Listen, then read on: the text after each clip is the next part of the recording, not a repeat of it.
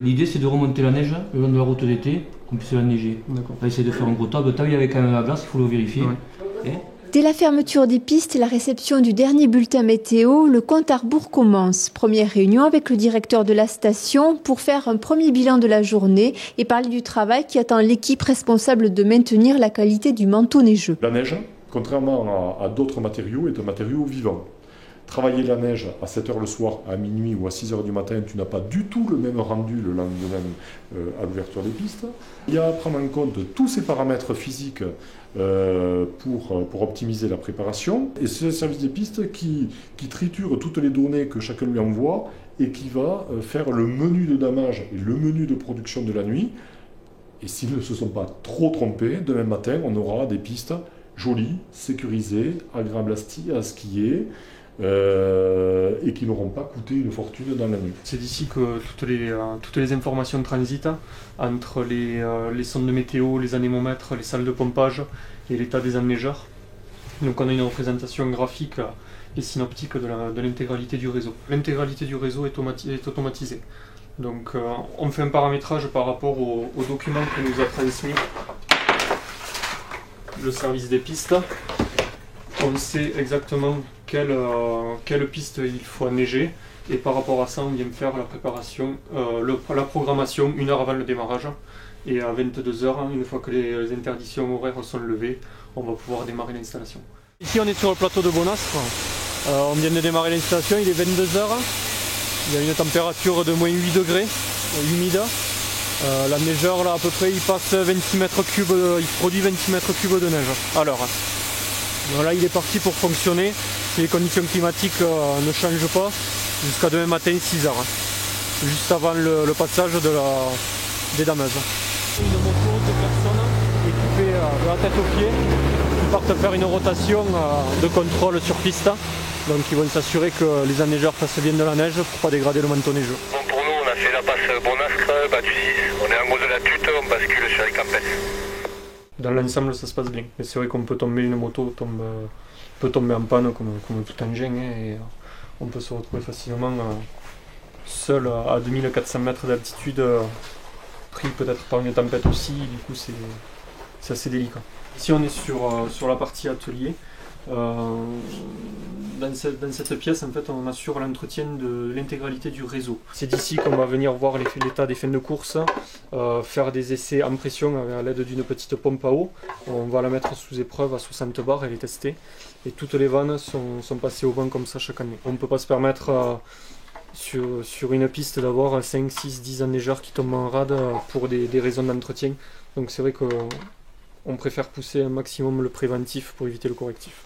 Une attention particulière est également portée à la salle de pompage du Saquet, le plus important départ d'eau pour alimenter les enneigeurs de la station. C'est ici qu'on apporte le plus d'attention. Alors déjà sur piste, c'est vrai que c'est avant tout la qualité du manteau neigeux. Par contre, en salle de pompage, c'est aussi l'entretien du matériel et la pérennité de la machinerie.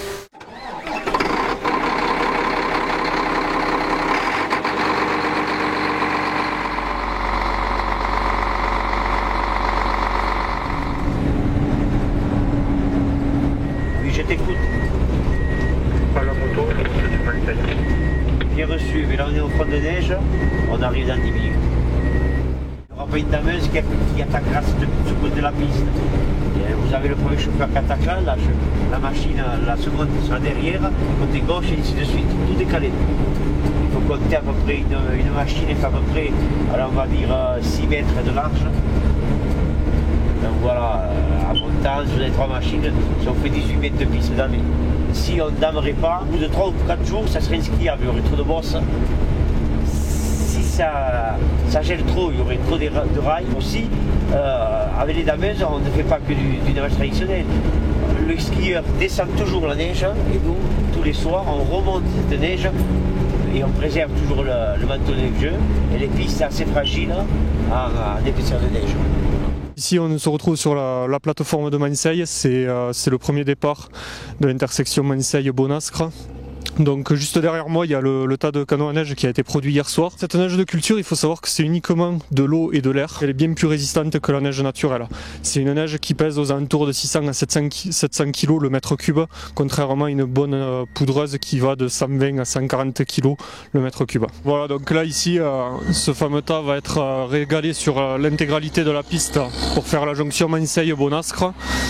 Et elle permettra d'assurer l'arrivée de la piste Manseille. Ça reste quand même sur cette zone. Il faut savoir qu'on a un enneigeur tous les 60-65 mètres. Et donc chaque tas va relier d'un canon à l'autre pour faire l'enneigement de la piste. Nous sommes ici sur la piste Bonascre, la piste commerciale. Donc il faut savoir qu'ici on prépare l'enneigement depuis le mois de novembre. On a attaqué les productions aux alentours du 7 novembre.